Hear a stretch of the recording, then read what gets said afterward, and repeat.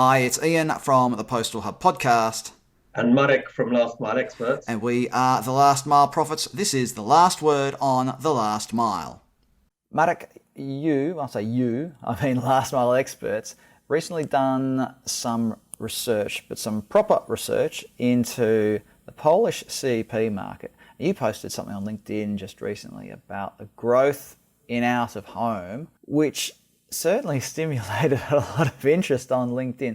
So I thought maybe today we can go into it in a bit more depth, just to sort of peel back the layers here, what it really means. The headline is 70% growth in out of home, but what's really happening here? Why is it growing, and what's it at the expense of, I suppose, is the obvious question. As always, in our recent discussions, it's all about capacity. The changes in parcel volumes driven by COVID, driven by e-commerce, mean that capacity is needed. And in Poland, I think the carriers have been particularly successful, in particular one carrier has been successful in developing great out-of-home alternatives. So it's now the largest locker market in Europe, and it's expected that at the end of the year, InPost itself will have 10,000 lockers. So almost, say, well, not double maybe, but say 40% more than even Germany. And a whole lot of PUDOs. I think, I don't want to share the figures now because I'm not 100% sure, but I think it's 28,000 or something. So really, really big for a country of 36 million. And what is interesting, Ian, is behind the 70% growth, if you look at locker growth, it's probably closer to 100% growth. So out of home is exploding. It's exploding, as we've said, simply because there's no other alternative, because you need the capacity. And that's the only way at the moment to achieve that capacity. And if you match that with two other important things, I know I'm droning on, forgive the pun there, but there's two really important things. You've got the Allego IPO, biggest Polish e-commerce, and you've got the fact that it's an open secret that InPost, the biggest out-of-home carrier, is up for sale. Right, Ian. So you mentioned there that InPost has grown its network, and we know that even the Polish Post is now growing its network, not at the same level as InPost, obviously, but it's also growing its out-of-home delivery capacity through third-party PUDOs. And again, it's probably playing catch-up to InPost. But why do Poles prefer this method over residential delivery? I mean, let's talk about just as the customer rather than the carrier. Obviously, we know the carrier benefits and the 100% first-time delivery and all of those sorts of things. But from a customer perspective, what's making them choose lockers? And my other question is it in part cultural? Because we see this wild difference between some parts of Western Europe compared to Central Europe and compared to Eastern Europe. And these aren't countries that are thousands of kilometres apart, right? I'll start with the second question because it's really good. And I just had this yesterday at a call where I had 5 or 6 private equity people. It's not cultural. It's about the proximity and the convenience and the quality of the network. So why has InPost been super successful in Poland? And as you remember from our webinar with Rafał Brzoska, the NPS for locker delivery was higher for the first time in history than to-door delivery. Same company, super unsuccessful in the UK. It's not a cultural thing. It's the fact that in Poland, they've got, or they will have 10,000 machines at the end of this year. And in the UK, they've got 1,000 machines for a country double the size of Poland. Is this also, though, the rural-city divide in the UK? No, I think... So that's what my other question is.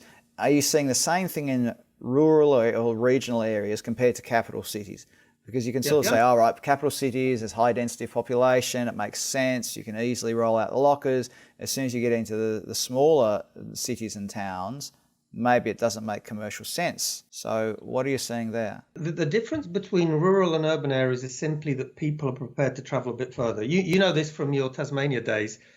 For someone in a city, and I think the data that our friends at Norway Post shared is that it's about 350 meters is the optimal distance for an access point in an urban area. They didn't share with me what it is. Optimal or maximum? Optimal. Maximum for people to feel comfortable is 500. Okay. Based on research in Norway. Okay. I would imagine the Norwegians not too different from the Poles or the Brits or anyone else. So either way, it's that sort of distance. And it makes a lot of sense because it's easily 5 minutes to the nearest machine. In a rural area, I would imagine that distance is probably double or even triple, because people are used to traveling in, they go from their farm to the post office or convenience store, and it's always a bit of a hike. So I think that's a case of trip chaining, that means people will go a bit further. Having said that, in most cases, certainly in European countries, the urban share of deliveries is going to be vast. So, if you take any statistics, it's the urban areas you need to look at. But I'd say it's the only difference between the rural and urban areas is the distance they're prepared to go. What about returns then? Because if lockers are becoming preferred options for delivery, what's happening with returns? Because returns will continue to grow in terms of volumes, won't they?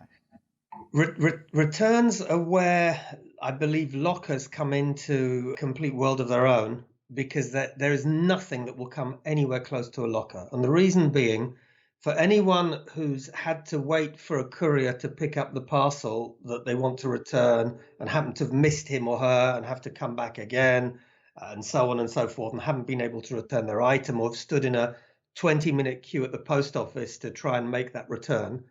You're anti-post office, Marek. You always say not there's a 20-minute.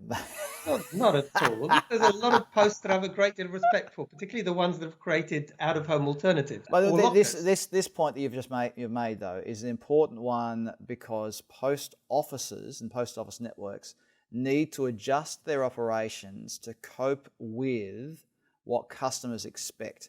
And this is often difficult for regulators and legislators to get their heads around, is that if you are waiting to collect a parcel or drop off a parcel at the post office, and that is all you have to do, then you don't like getting stuck behind somebody who wants to have a chat. Now, it's not always practical in post offices to have one queue just for people who want to have a chat and one queue for people who want to collect parcels. But this is where some sort of an integrated parcel, and I'm going to sound like I'm parroting you here, Marek, but integrating parcel lockers into the post office network makes a lot of sense for a lot of reasons that we're not going to go into today. But I guess that we're coming back to what we're talking about with returns, though, that making returns work seamlessly, it sounds to me like you're basically saying that lockers are number one now. Yeah, I think so. Although, so that you don't say that I'm knocking the post all the time, because I wouldn't dream of doing that. Polish Post actually put in a really good program, exactly what you said. It's not for all post offices, but bigger post offices where they have a few members of staff. There's an express window for parcels, because nothing is more frustrating than being behind a very pleasant elderly lady who wants to pay her bills and have a chat at the same time, and is 20 minutes at the window, and you're just trying to drop off one parcel. So they've done that. But let's talk about why lockers are so good. Lockers are so good for returns because you choose when to go there. They're contactless. In most cases, you'll have an app. Door opens. Best model is the one that they have, in my view, in Poland, whereby you just get a 6-digit or 8-digit code, I can't remember. You just write it on the parcel. You don't need a label. You don't need anything. Pop it in the box. Done. That's your return. Now, Marek, if people want to find out more about the research that Last Mile Experts has done into the Polish market, where can they go? What can they click on? Contact moi, me. Here you go. En français, of course. En français. Bien sûr. Right, I've done my French vocabulary, everybody, don't worry, that's it. My French teacher would be very disappointed. So yeah, we'll stick a link down here to Marek's LinkedIn profile, and you can get in contact with Marek and find out more about this research from Last Mile Experts. Some really interesting stuff coming out of Poland in the last mile, in particular out of home. Marek Różycki, thanks for being on the Last Mile Profits today. Thank you, Ian. Thank you, everyone.